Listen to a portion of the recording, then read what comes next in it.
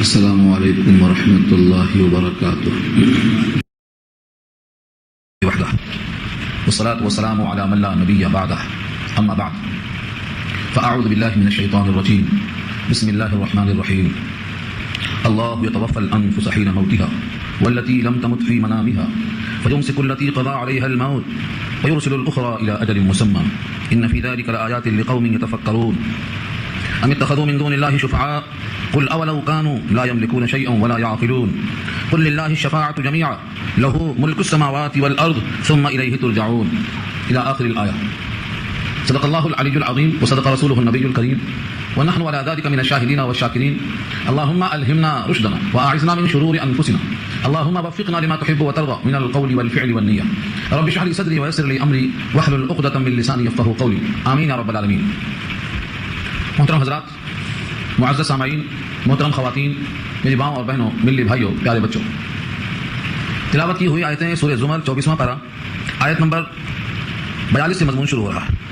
یعنی یہاں سے پارے کا دوسرا رکوع ہے اور سورت کا 5واں رکوع ہے. تذکرہ یہ چل رہا تھا کہ جو آدمی ہدایت کو اختیار کرے گا اس کا نفع اس کی ذات کو پہنچے گا، اور جو شخص گمراہ اور بیراہ ہوگا اس گمراہی کا وبال اسی پر پڑے گا، اور اے نبی آپ ان کے اوپر وکیل نہیں ہیں. اس لیے آپ کو اتنی زیادہ فکر کرنے کی ضرورت نہیں ہے. یہ گزشتہ آیت کا مضمون تھا. اب یہاں سے آپ دیکھیے کہ اللہ تعالیٰ بندوں پر اپنی قدرت کے نشانات کس طرح ڈالتے ہیں.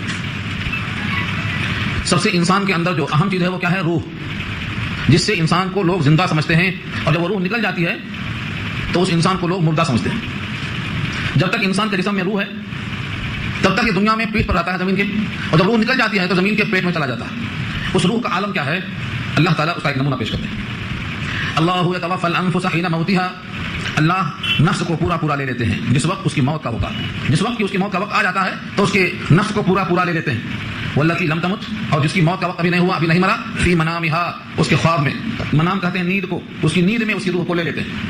فیمسک التی قضى علیها الموت، جس پر موت کا فیصلہ ہو چکا ہے اس کی روح کو روک لیتے ہیں، اور جس کی موت کا وقت ابھی نہیں آیا ویرسل الاخرى، دوسری کو چھوڑ دیتے ہیں الى اجل مسمى، ایک وقت مقررہ تک. ان فی ذلک لآیات، بے شک اس میں نشانیاں ہیں. لقوم یتفکرون، سوچنے کے عادی جو لوگ ہیں، جو دلائل میں غور و فکر کرتے ہیں، ان کے واسطے نشانیاں اس کے اندر موجود ہیں. اس آیت سے ہمیں اللہ نے یہ پیغام دیا کہ تم ایک مرتبہ مرنے کے بعد دوبارہ زندہ ہونے کو نہیں تسلیم کرتے ہو. تم تو روز مرتے ہو، روز صبح اٹھتے ہو.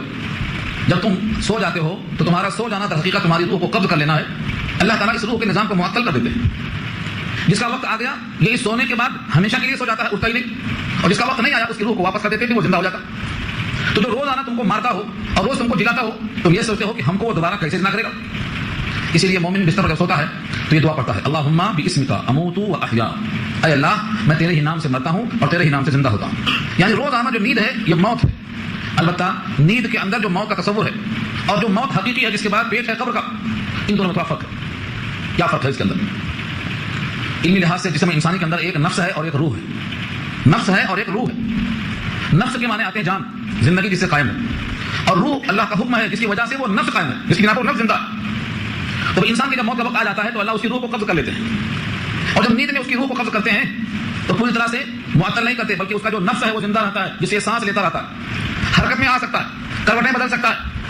تو ایک کھڑکی بند کرتے ہیں تو وہ نیند ہے، اور دونوں کھڑکی بند کرتے ہیں تو وہ ہمیشہ کی موت ہے. اللہ اس پر قادر ہے. اب اس پر تفصیل تو بہت طویل ہے. انسان کے اندر جو روح ہے اور جو جان ہے، دونوں کی مثال درخت ہے. درخت میں روح نہیں ہے مگر جان ہے، وہ بڑھتا ہے. بکری ہے، جان ہے اس میں مگر روح نہیں ہے. جتنے جانور ہیں سب میں جان ہے، اس وجہ سے کو جانور کہتے ہیں، جان والا، لیکن اس میں روح نہیں ہے. اس کو زیرو نہیں کہیں گے. یہ انسان ہے جو زیرو ہے، یہ روح والا ہے. جب بندہ دنیا سے منتقل ہو جاتا ہے اس کی روح نکل جاتی ہے تو آپ سن چکے ہیں کہ علیین میں یا سجین میں ہوتا ہے، لیکن یہ قبر میں رہتے ہوئے اپنے اس دنیا سے ایک تعلق باقی رکھتا ہے. جب انسان سو جاتا ہے تو اس کی روح کو معطل کر دیا جاتا ہے. حضرت علی فرمایا کرتے ہیں، حضرت علی کا ارشاد ہے کہ اس کی روح کو معطل کرنے کے باوجود اس کے جسم سے ایک شعاعی تعلق باقی ہوتا ہے. شعاعی تعلق، وہ شعاعی تعلق کی مثال دیا تھا میں نے آپ کو کہ سورج بہت دور ہے لیکن آئینہ آپ دکھا دیجیے تو آئینے میں اس کی شعاعیں، اس کا عکس انعکاس ہو کر کیسا آ جاتا ہے. ایسے ہی مرتے ہوئے انسان کو اللہ تعالیٰ اس جسم سے تعلق رکھ دیتے ہیں. وہ شعاعی تعلق ہے، انعکاس کا تعلق ہے کہ اس کی بنا پر یہ خواب دیتا ہے. اور جب کسی کو آپ جگا دیتے ہیں تو اس کی روح اس کے جسم میں اتنی تیز آتی ہے جیسے پلک جھپکنے کی تیزی ہے. پلک جھپکنے کی رفتار سے وہ پہنچ جاتی ہے، آپ ہاتھ لگاتے ہیں وہ بیدار ہو جاتا ہے. یہ تیزی کے ساتھ کیسے ہو گیا؟ اس کے جسم میں روح اللہ واپس کر دیتے ہیں جیسا پلک جھپکنے کی مقدار اتنے کم وقت میں داخل کر دیتے ہیں. اور یہ روح اگر جاتے ہوئے اوپر آپ خواب دیتے ہیں تو رویا صادقہ ہوتا ہے، اور اگر روح کے واپسی میں آپ خواب دیتے ہیں تو رؤیا کاذبہ ہوتا ہے، جھوٹا خواب ہوتا ہے۔ سچے خواب کو القائے رحمانی کہا گیا اور جھوٹے خواب کو تصویر شیطانی کہا گیا۔ یہ پوری بات آپ سن چکے ہیں کئی مرتبہ۔ اللہ نے اس آیت میں اپنی قدرت کو پیش کیا ہے کہ جو تم کو روزانہ مارتا اور جلاتا ہو، تم یہ سوچ کیسے سکتے ہو کہ تم کو ایک بار مارنے کے بعد زندہ نہیں کر سکتا؟ جتنے دنیا میں انسان ہیں جو مرنے کے بعد زندہ ہونے کے قائل نہیں ہیں، آپ ان سب کے سامنے اس آیت کو پیش کرو، ان کو یہ ماننا پڑے گا کہ ہم روزانہ مرتے ہیں اور روزانہ جیتے ہیں۔ اسی لیے جب صبح سو کے اٹھتے ہیں تو آپ دعا کیا پڑھتے ہیں؟ الحمدللہ الذی احیانا بعد ما اماتنا والیہ النشور۔ اللہ کا شکر ہے جس نے ہم کو زندہ کر دیا مر چکنے کے بعد، بعد ما اماتنا، ہماری موت کے بعد پھر ہم کو حیات دے دیا۔ اگر وہ نہ چاہتا تو روح کو واپس نہ کرتا، ہم مرے کے مرے رہ جاتے، لیکن وقت نہیں آیا تو اللہ واپس کر دیتے۔ اور وقت بھی اللہ ہی نے لکھ دیا ہے کہ کون سا وقت کس کے لیے موت کا ہے، اور آج نہیں لکھا، جب ماں کے پیٹ میں بچہ 4 مہینے کا ہوتا ہے جبھی لکھ دیا ہے۔ اور اللہ کی کتاب میں تو اس کائنات کی تقدیر سے 50,000 سال پہلے لکھ دیا کون سا بندہ کب مرے گا، اس کا رزق کیا ہوگا، یہ سب لکھا جا چکا ہے۔ اس کا رزق، اس کا عمل، اس کی اجل، اس کی شقاوت اور سعادت لکھ دیا۔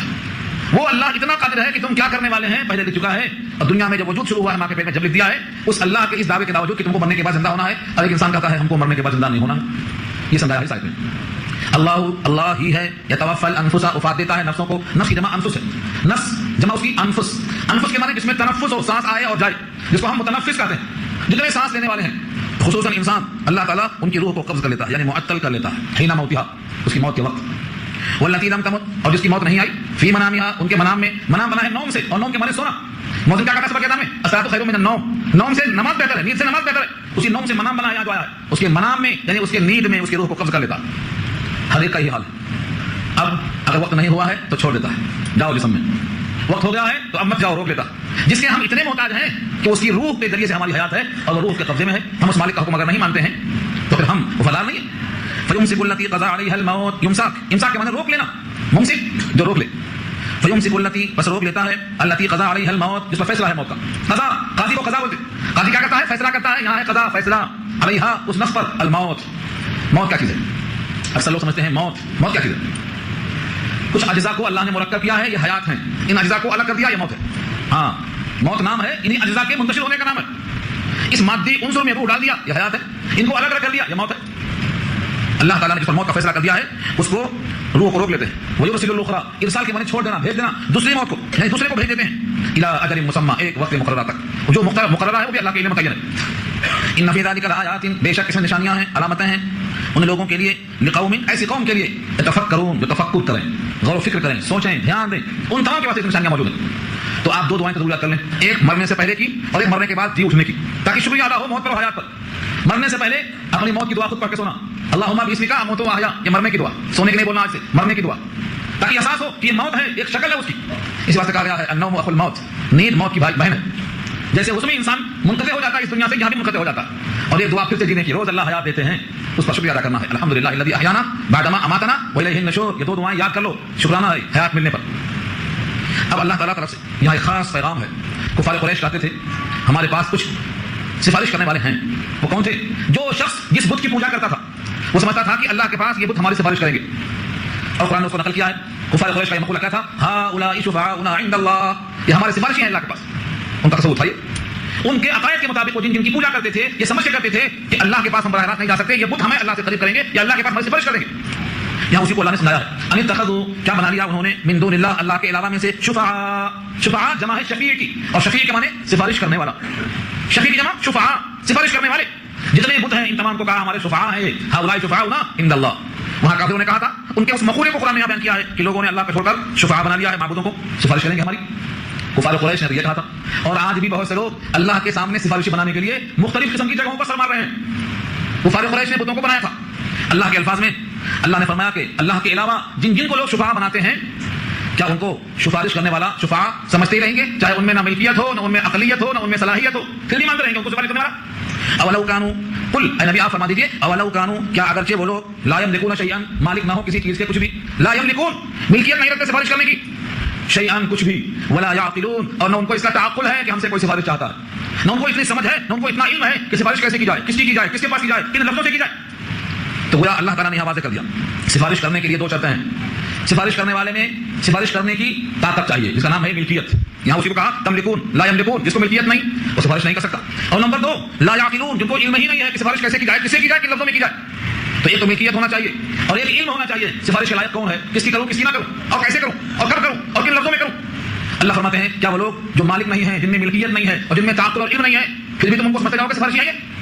اگر یہ تھپڑ ہے بت پرستوں کے لیے تو اللہ کے غیر کو جو سفارشی سمجھتا ہے کسی بھی شکل میں، ان میں ملکیت ہے کیا؟ یہ دیکھو.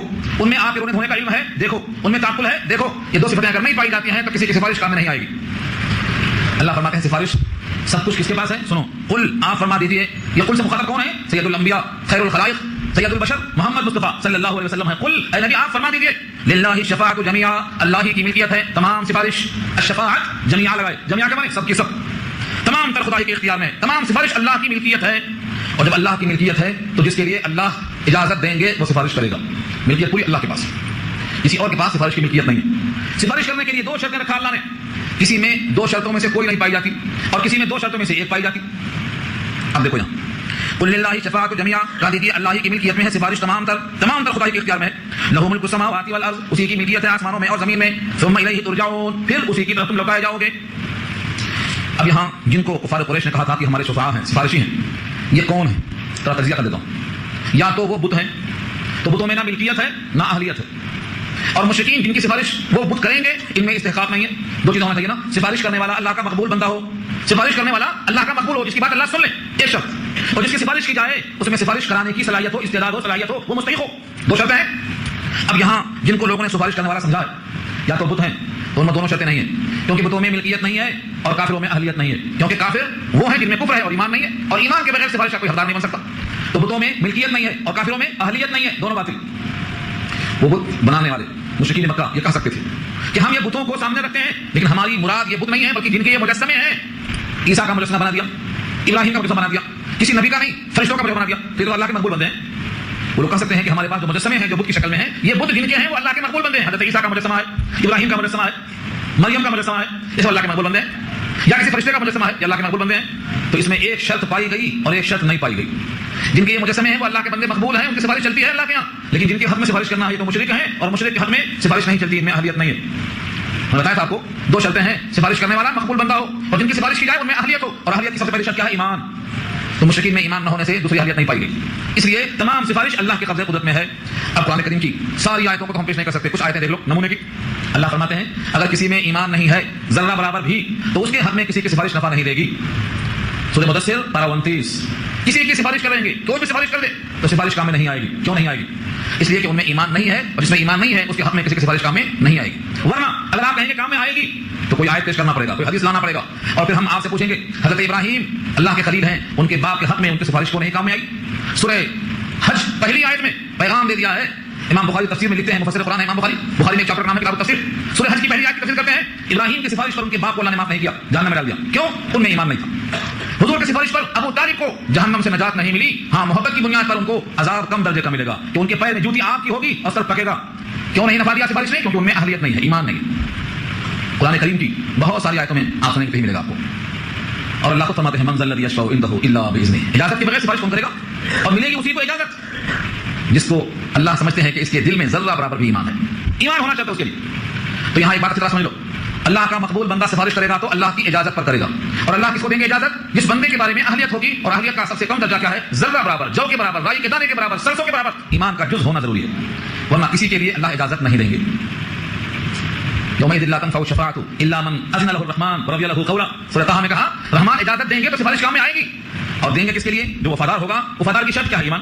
یہ ایک بات آپ کو سمجھ آ گئی. اب یہاں سے دیکھو جو لوگ اللہ کے غیر کی سفارش پر امید لگائے بیٹھتے ہیں ان کا قلب کیسا ہوتا ہے؟ قلب کا حال جانتے ہیں کون؟ صرف اللہ. قلب کا حال جاننے والے اللہ ہیں. اللہ نے ان کے حال پہ حسنہ دیا ہے. دیکھو وَإِذَا ذُكِرَ اللَّهُ وَحْدَهُ. اور جب تذکرہ کیا جاتا ہے صرف اللہ کا، جب چرچا کیا جاتا ہے، تذکرہ کیا جاتا ہے، گفتگو کی جاتی ہے تنہا صرف اور صرف اللہ کا تذکرہ، جس کو ہم توحید کہتے ہیں، اشمئزت تو دل سکڑ جاتا ہے، دل رک جاتا ہے، دل کی دھڑکن معلوم ہوتا ہے کہ رک گئی. کن کے دل؟ اشمئزت قلوب الذین لا یؤمنون بالآخرہ. ان کے دل رک جاتے ہیں جو آخرت پر یقین نہیں رکھتے. آخرت پر یقین نہیں رکھتے ان کے دل رک جاتے ہیں. کب؟ جب تنہا اللہ کا ذکر کیا جائے، اور جب اللہ کے ساتھ غیر اللہ کو ملا کر ذکر کیا جائے تو ان کے دل خوش ہو جاتے ہیں. یہ کون کہتے ہیں؟ جو دلوں کا حال جانتے ہیں. ہم اور آپ ساری کائنات مل کے کسی کے دل کا حال نہیں سمجھ سکتے، لیکن جو دلوں کا حال جانتے ہیں رب کریم فرماتے ہیں کہ جب تنہا اللہ کا ذکر کیا جاتا ہے تو جن کو آخرت پر یقین نہیں ہے ان کے دل سکڑ جاتے ہیں، انقباض سے دل بھر جاتا ہے، اور ان کی پیشانی پر ان کے دل کا انقباض نظر آ جاتا ہے. وَإِذَا ذُكِرَ اللَّهُ وَحْدَهُ اشْمَأَزَّتْ قُلُوبُ الَّذِينَ لَا يُؤْمِنُونَ بِالْآخِرَةِ. اور جب تنہا ذکر کیا جائے اللہ کا تو ان کے دل منقبض ہو جاتے ہیں جو آخرت پر یقین نہیں رکھتے. وَإِذَا ذُكِرَ الَّذِينَ مِن دُونِهِ اور جب تذکرہ کیا جاتا ہے اس کے علاوہ کا اِذَا هُمْ يَسْتَبْشِرُونَ جب یہ وہ خوش ہو جاتے ہیں. استبشرون استبشار کے معنی خوشیاں حاصل کرنا, آپ کی باتوں سے خوشی ان کو مل جاتی ہے اور سرور چھا جاتا ہے. یہاں سے کیا معلوم ہوا؟ یہاں سے یہ معلوم ہوا کہ جب دل میں اللہ کی محبت ہوتی ہے تو اللہ کے ذکر میں دل لگتا ہے, اور جب اللہ سے محبت نہیں ہوتی ہے اور آخرت پر یقین نہیں ہوتا ہے تو دل سکڑ جاتا ہے اور چاہتے ہیں کہ اللہ کے ساتھ کسی غیر اللہ کا ذکر کریں. صرف اللہ کا ذکر کافی نہیں ہے.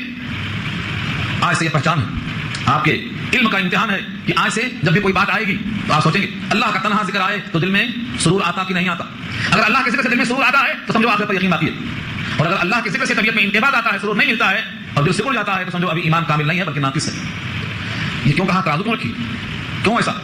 کیونکہ اللہ سے تنے تنہا, اس کے ذکر سے تنے تنہا کس کو مزہ آئے گا؟ جس کا تعلق اللہ سے پختہ ہوگا, جس کی محبت اللہ سے پختہ ہوگی, اس کو اللہ کے نام سے مٹھاس پیدا ہوگی. آپ کو معلوم ہے جب کسی محبوب کا ذکر آتا ہے تو چاہنے والے کا چہرہ کھل جاتا ہے, اس کے نام سے خوشی پیدا ہو جاتی ہے, اس کے تذکرے سے. ایک شاعر کہتا ہے ذکر نعمان لنا ان ذکر ہو, میرے سامنے نعمان کا تذکرہ کرو بار بار کہ ان کا تذکرہ کرنا میرے سامنے مٹھاس ہے, مٹھاس. کیوں؟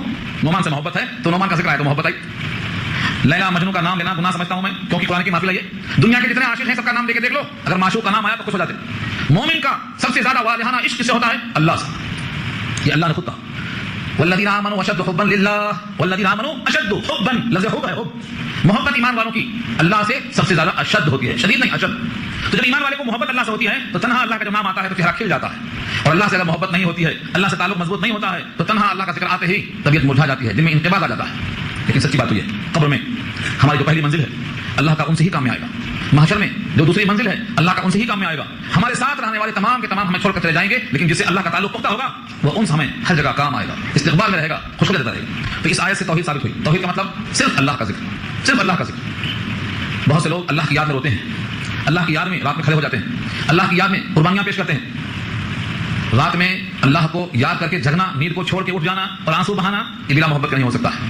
زبان سے محبت کرنے والے محبت زبان سے کر لیں گے, لیکن ترازو یہی ہے کہ نیند کے بجائے نیند اچاٹ ہو جائے, نیند میں لذت کے بجائے اللہ کی یاد میں لذت آ جائے. اسی واسطے آقا فرمایا کرتے تھے آنکھوں کی میری ٹھنڈک نماز میں, قرۃ عین فی الصلاۃ, جو قرۃ عین فی الصلاۃ, میری آنکھوں کی ٹھنڈک نماز میں رکھ دی گئی ہے. میں جب نماز پڑھتا ہوں مجھے سرور ملتا. ہم کو نماز میں سرور کیوں نہیں ملتا؟ بولو ہماری آنکھوں کی ٹھنڈک نماز میں کیوں نہیں ہے؟ کیونکہ ہمارا تعلق اللہ سے ابھی مضبوط نہیں ہوا ہے. کس نے پڑھا دیا کلمہ تو پڑھ لیا, سمجھ کر شعور کے ساتھ پورے احسانات کو یاد کر کے, ان کی عظمتوں کو دل میں بٹھا کر کے کہ ہم پر سب سے زیادہ احسان اللہ کا ہے, سب سے زیادہ کرم اللہ کا ہے, ہمارا وجود اللہ کی عطا. اس طرح سوچ کر بندہ جب اللہ کا نام لیتا ہے تو اللہ کے نام میں ان کو لذت ملتی ہے. اسی واسطے اہل اللہ کا ذکر کتنا کرتے ہیں؟ اللہ اللہ, سبح اسم ربک الاعلی, اپنے رب اعلیٰ کا نام لو. نام لینا اللہ کو حکم ہے, اللہ کو پسند ہے. اللہ کے حبیب فرماتے ہیں اللہ کا نام اتنا لو کہ تم کو لوگ دیوانہ کہیں, مجنون ہو گیا. یہ جب تم کو لوگ دیکھیں تو کہیں دیوانہ ہو گیا. اللہ کا نام اتنا لو, یہ کب ہو سکتا ہے؟ جب اس میں لذت آئے, سرور آئے. تو اس آیت کا پیغام یہ ہے اگر دل میں توحید ہے, دل میں اخلاص ہے, دل میں اللہ سے تعلق استوار ہے تو تنہا اللہ کے نام پر اس کو سرور ملے گا. اور جس کے دل میں آخرت کا یقین نہیں ہے وہ اللہ کے تنہا تذکرے پر کبھی خوش نہیں ہوگا, دل میں انقباض آئے گا. وَإِذَا ذُكِرَ الَّذِينَ مِن دُونِهِ إِذَا هُمْ يَسْتَبْشِرُونَ, اور جو تذکرہ کیا جاتا ہے دوسروں کا اللہ کے علاوہ کا, ان کا اور ان کا, إِذَا هُمْ يَسْتَبْشِرُونَ, تو وہ خوشیاں مناتے ہیں, خوب خوش ہوتے ہیں. کتنی اچھی ترازو ہے یہ, آخرت پر یقین ہے یا نہیں ہے اس کو چیک کرنا ہے. اللہ کا ذکر شروع کر دو, اللہ کی تعریف شروع کر دو. اللہ کی تعریف میں مزہ نہیں آئے گا, سمجھ لو کہ آخرت پر یقین کمزور ہے.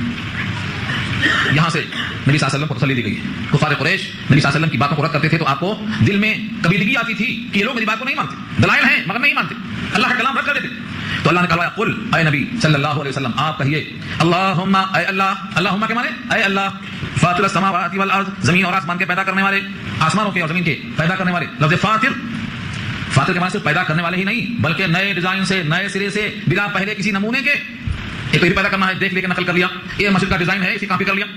لیکن فاطر کے معنی بدیع کے بھی ہیں, ایسا بنانے والا زمین اور آسمان کو کہ سابق میں ویسا ڈیزائن اور نمونہ موجود نہیں ہے, بغیر کالم کے, بغیر آئلنگ کے, بغیر گریسنگ کے اور بغیر کسی کھمبے کے. اتنا بڑا آسمان اور اتنی بڑی زمین اور اتنے خواص سب اللہ نے پیدا کر دیا. اشارہ یہ ہے کہ جو اتنا قادر ہو, صرف پیدا کر دیا نہیں, عالم الغیب والشہادہ, جاننے والا ہے چھپے کا اور ظاہر کا, غیب جو چھپا ہو اور شہادہ جو کھلا ہو, جو چیز ظاہر ہے اس کو جانتا, جو چھپی ہے اس کو بھی جانتا, دونوں کو جاننے والا ہے. انت تحکم بین عبادک, آپ ہی فیصلہ کریں گے قیامت کے دن اپنے بندوں کے درمیان, فیما کانوا فیہ یختلفون, جن جن امور میں وہ جھگڑا کرتے تھے, باہم اختلاف کرتے تھے, ان تمام میں فیصلہ آپ ہی کریں گے. یعنی نبی اور نبی کے مخالفین میں فیصلہ آپ کریں گے, قیامت کے ماننے والے اور نہ ماننے والے ان کے درمیان فیصلہ آپ کریں گے. کیا فیصلہ ہوگا؟ ماننے والوں کو جنت ملے گی اور نہ ماننے والوں کو جہنم ملے گی. یہ فیصلہ ہے. یہ آیت جب بندہ پڑھتا ہے تو اللہ تعالیٰ کی طرف سے بندے کے حق میں یہ فیصلہ ہوتا ہے کہ بندہ مجھے جانتا ہے کہ میں حاکم ہوں, میں فیصلہ کروں گا. بندہ جانتا ہے کہ قیامت آئے گی, قیامت میں فیصلہ ہوگا. بندہ جانتا ہے کہ میں جاننے والا ہوں, کھلے کا بھی چھپے کا بھی. بندہ جانتا ہے کہ میں پیدا کرنے والا ہوں, زمین کا بھی آسمان کا بھی. یہ سب بندہ اعتراف کرتا ہے. اس اعتراف کے ساتھ جو بندہ دعا کرتا ہے اللہ اس کی دعا قبول فرما لیتے ہیں. جو چاہے دعا کر لو. حدیث میں آتا ہے یہ آیت پڑھنے کے بعد جو دعا چاہیں گے آپ پڑھ لیں قبول ہو جائے گی. کیوں؟ اس میں دو باتوں کا اعتراف ہے. نمبر ایک تو یہ کہ آپ ہی خالق ہیں زمین کے اور آسمان کے. ہم کہاں ہیں؟ زمین آسمان کے درمیان میں ہیں. زمین ان کی آسمان ان کا. ہم کس کے ہوئے؟ ہم بھی تو اسی کے پیدا کیے ہوئے. تو بندگی کا اعتراف, تخلیق کا اعتراف. زمین سے ہماری غذائیں ہیں, زمین نہ ہو تو کھائیں گے کیا؟ ہماری زندگی کی بقا اس کا اعتراف. اور عالم الغیب والشہادہ, چھپے کا کھلے کا جاننے والا, دل میں ایمان ہے, دل میں ریاکاری ہے, دل میں یقین ہے. دل میں کیا ہے؟ جو چھپا ہے جو کھلا ہے سب کو جانتا ہے. اس بندے کو اس کا بھی اعتراف. انت تحکم بین عبادک, آپ بندوں کے درمیان فیصلہ کریں گے, مجھ کو حکم مان رہا ہے. جو بندہ اللہ کو حکم مانے گا, فیصلے کے دن کا انتظار کرے گا, بھلا وہ بندہ اپنے نام اعمال میں گناہ کہاں سے رکھے گا؟ سب دھل جائیں گے. اس طرح بندہ جو دعا چاہے قبول ہو جاتی ہے. اس میں بہت سے واقعات میں نبی صلی اللہ علیہ وسلم کثرت سے اس آیت کو پڑھا کرتے تھے, خاص طور سے تہجد کے وقت جب اٹھتے تھے سورہ آل عمران کی آخری آیتیں پڑھتے تھے, اور اس سے پہلے آپ یہ دعا پڑھتے تھے, پوری آیت پڑھتے تھے. اللہم فاطر السماوات والارض عالم الغیب والشہادہ انت تحکم بین عبادک فیما کانوا فیہ یختلفون. اس طرح اور بھی دعائیں ہیں نبی صلی اللہ علیہ وسلم کی, اس کے ساتھ اور بھی دعائیں ہیں جس کا یہ مفہوم ہے کہ بندے کو بندگی پر اور اللہ کی قدرت پر پورا پورا اعتماد ہے, اور بندے سے عاجزی کے ساتھ یہ درخواست جاتی ہے اللہ کی طرف, تو اللہ تعالیٰ اس کی تمام دعائیں قبول فرماتے ہیں. جس کو اپنی دعائیں قبول کروانا ہو, اگر ساری دعائیں نہیں پڑھ سکتا ہے تو کم سے کم یہ آیت تو پڑھ لے, اور اس آیت کے اندر اس اعتراف کی بنیاد پر اللہ فیصلہ کریں گے. اب یہاں سے جو لوگ زمین میں رہتے ہیں اللہ کی, پھر بھی وہ اپنے اوپر ظلم کرتے ہیں نبی کی بات نہ مان کر, اللہ کی بات نہ مان کر, اللہ سے تعلق پختہ نہ ہونے کی وجہ سے اپنے آپ پر ظلم کرتے ہیں. قیامت میں اگر یہ زمین کے برابر مال دولت سونا چاندی ان کی ملکیت میں آ جائے اور کہہ دیں کہ یہ فدیہ میں قبول کر لو اور ہم کو چھوڑ دو, زمین کے برابر نہیں اتنا اور ڈبل, تب بھی ان کو اس دن کے عذاب سے کوئی نہیں بچا سکے گا. زمین کے برابر لفظوں کو دیکھو. ولو, اور اگر, ان بے شک, للذین ظلموا, ان لوگوں کے لیے جنہوں نے ظلم کیا, ما فی الارض, جو کچھ زمین میں ہے, جمیعا, سب کا سب, ومثلہ معہ, اور اسی کے برابر اتنا اور, ومثلہ, اور اسی کے مثل, معہ, اس کے ساتھ, لفتدوا بہ, تو فدیہ دیں گے. یہ لفتدوا, البتہ ضرور فدیہ دیں گے, بہ, قیامت کے دن کے برائیوں سے بچنے کے لیے, من سوء العذاب یوم القیامہ, قیامت کے دن کے عذاب کی برائی سے بچنے کے لیے اس زمین اور آسمان کے درمیان کا مال پیش کریں گے بطور فدیہ کے. یعنی عذاب اتنا شدید ہوگا کہ اگر سپوز ان کے پاس اتنا مال دولت آ جائے جو زمین میں ہے سب ان کی ملکیت میں آ جائے, اور جتنا زمین میں ہے اتنا ہی نہیں, اتنا اس کے برابر اور بھی آ جائے, تب بھی عذاب سے بچنے کے لیے اس کے ہول کی وجہ سے پورا تحفہ دینا چاہیں گے, فدیہ دینا چاہیں گے. وبدا لهم من اللہ, اور ظاہر ہو جائے گا ان کے لیے اللہ کی طرف سے, ما لم یکونوا یحتسبون, جس کا گمان بھی نہیں کرتے تھے. ما لم یکونوا یحتسبون, احتساب کے معنی حساب میں نہیں تھا, شمار میں نہیں تھا, امید نہیں تھی کہ ایسا عذاب آ سکتا. تو یہ لوگ کیا کریں گے؟ عذاب سے بچنے کے واسطے فدیہ پیش کریں گے. یہاں تو اتنا ہی ہے. دوسری آیت میں کیا موجود ہے؟ زمین کے برابر سونا ہو, ملء الارض ذهبا, زمین کو بھر کے سونا. آج تو ایک تولے میں 2.5%, 7.5 تولہ سونا میں سے 2.5% دینے کو تیار نہیں, 100 روپے میں سے 2.5 روپے دینے کو تیار نہیں بطور زکات کے. لیکن اس دن زمین بھر کے سونا ہوگا تو سارا سونا دینے کو تیار ہو جائیں گے. کیوں؟ فدیہ کے طور پر. اس کے بعد کہیں گے میرے بیٹے کو بھی لے لو, بیوی کو بھی لے لو, بھائی کو بھی لے لو, ابا کو بھی لے لو, اماں کو بھی لے لو, زمین میں جتنے میرے خاندان کے لوگ ہیں سب کو لے لو, صرف مجھ کو چھوڑ دو.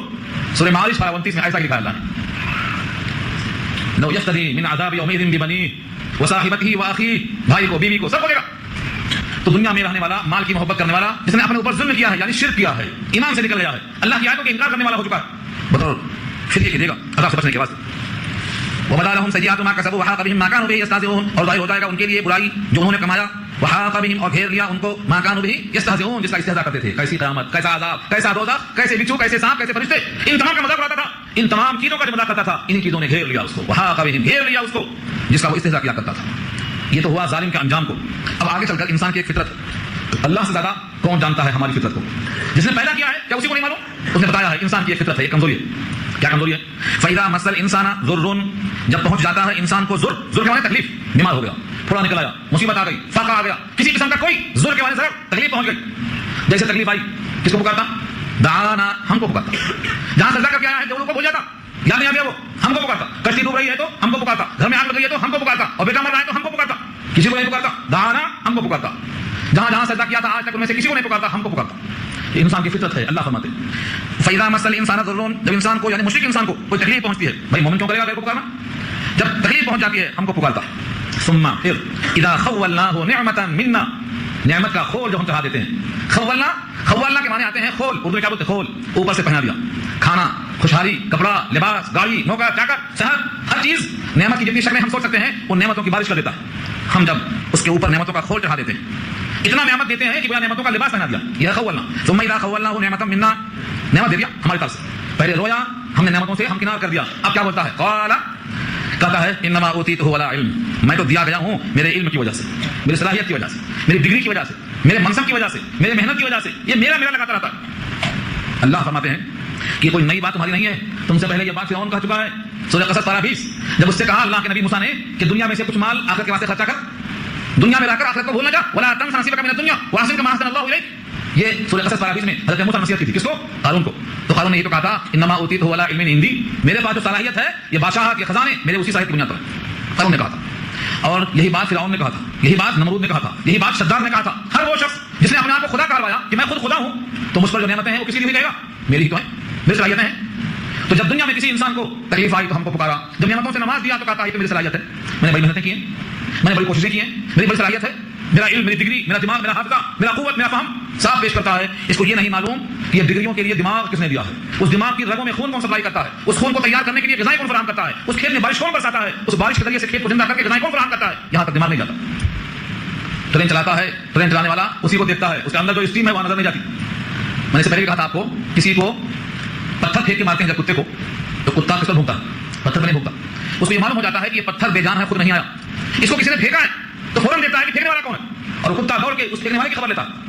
ایک کتے کو اتنا شعور ہے کہ پتھر خود سے نہیں آتا، لیکن انسان جب مشرک ہو جاتا ہے، عقیدہ خراب ہو جاتا ہے، تو اس کو یہ فہم نہیں آتا ہے کہ نعمتیں خود سے نہیں آتی، مصیبتیں خود سے نہیں آتی، مصیبتیں بھی وہی بھیجتا ہے اور نعمتیں بھی وہی بھیجتا ہے. دونوں امتحان ہیں. اللہ فرماتے ہیں بل ہی فتنہ، بل ہی فتنہ، بلکہ وہ فتنہ ہے. فتنہ کے معنی آزمائش ہے. پہلے تکلیف دے کے آزمایا تو ہم کو پکارا، اب نعمت دے کے آزمایا تو کہتا ہے میری صلاحیت ہے. وہ بھی آزمائش تھی، یہ بھی آزمائش ہے.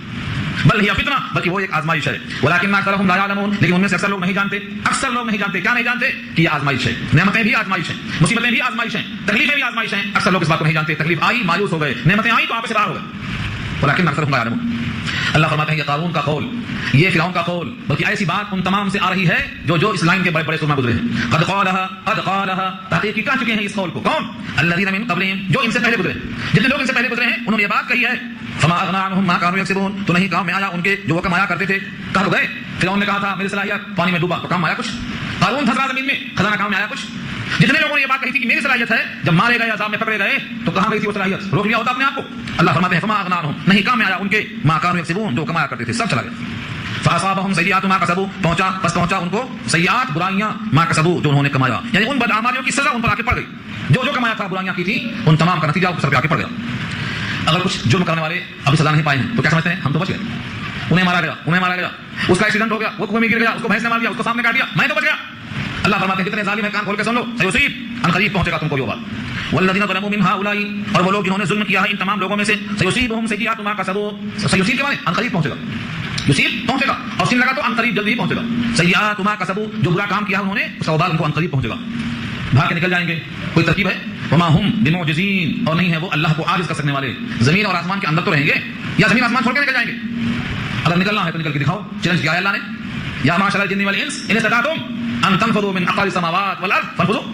اے جن و انس، اگر تم زمین و آسمان کے درمیان سے اس خطر سے نکلنا چاہتے ہو نکل سکتے ہو، نکل کے دکھاؤ. ہم دیکھتے ہیں کتنا بھاگتے ہو. جیسے کسی مجرم کو کوئی مندوق دکھائے کہ بھاگو کتنا بھاگتے ہو. یہی انداز یہاں بھی ہے کہ جرم کرنے کے بعد میرے گھر سے کہاں جاؤ گے؟ زمین میں، آسمان میں، ان آسمان اور زمین کے اندر سے تم کدھر نکل جاؤ گے؟ تمہارے اندر اتنی طاقت نہیں ہے تو بغاوت سے توبہ کرو. اس کے بعد ایک اور اشکال ہوتا ہے، جن کو بہت مال دولت ملتی ہے وہ سمجھتے ہیں اللہ کی طرف سے یہ انعام ہے، ہم اللہ کے محبوب اور لاڈلے، جس پر گفتگو تفصیل سے آ چکی ہے سورہ فجر پارہ 30 میں. تو خوشحالی کو دیکھ کر سمجھتے ہیں کہ اللہ نے ہم کو بہت خوش رکھا ہے کیونکہ ہم نے بھی اللہ کو خوش رکھا ہے، چاہے اللہ کو خوش نہ رکھا ہو، بغاوت ہو. اللہ فرماتے ہیں دنیا میں رزق، تنگی اور خوشحالی یہ محبوبیت کی دلیل نہیں ہے. اولم یعلموا ان اللہ یبسط الرزق لمن یشاء ویقدر، کیا وہ لوگ نہیں جانتے کہ بے شک اللہ کشادہ کرتا ہے رزق جس کے واسطے چاہتا ہے، ویقدر اور ناپ کر دیتا ہے جس کو چاہتا ہے. اللہ کی طرف سے دنیا میں سب لوگ محنت کرتے لیکن رزق میں جتنا مقدر میں ہے اتنا ہی ملتا ہے، آگے کیوں نہیں بڑھتے؟ بسا اوقات انگوٹھا چھاپ آگے نکل جاتا، کیسے نکل جاتا مرے گا دیتے ہیں اللہ. اور بہت انسان پاگل ہو جاتے ہیں کمانے کی فکر میں لیکن کچھ نہیں کما سکتے، فکر میں پاگل ہو جاتے ہیں. یہ دونوں چیزیں اللہ کے اپنے قبضے قدرت میں ہیں، جس کو چاہتے ہیں دیتے ہیں. اللہ نے سورہ زخرف میں کہا ہے نحن قسمنا بینہم معیشتہم، ان کی معیشت، ان کی روزی ہم خود تقسیم کرتے ہیں، اس میں کسی کی صلاحیت نہیں چلتی، ہماری طرف سے جو فیصلہ ہے وہی چلتا ہے. یہاں بھی اشارہ اسی کی طرف ہے. کیا وہ لوگ نہیں جانتے کہ اللہ کھول دیتے ہیں رزق جس کے واسطے چاہتے ہیں اور تنگ کرتے ہیں جس کے واسطے چاہتے ہیں. ان فی ذلک لآیات لقوم یؤمنون، بے شک اس نشانیاں ہیں ایسی قوم کے واسطے جو یقین کرنے والے ہیں. جن میں یقین ہو وہ اس میں غور و فکر کر لے سکتے ہیں. بات مکمل ہو گئی، رکوع مکمل ہو چکا ہے. اب یہاں سے سورہ زمر کا جو آخری حصہ آ رہا ہے اس میں بندہ مایوس نہ ہو اپنی غلطیوں پر. اللہ کی طرف سے ہر گناہ کی معافی کا اعلان ہے اور بشارت ہے، بشرطے کہ بندہ توبہ کر کے آئے. اگلا رکوع انشاءاللہ اسی پر آ رہا ہے، گفتگو آئندہ ہوگی. دعا کر لیجیے.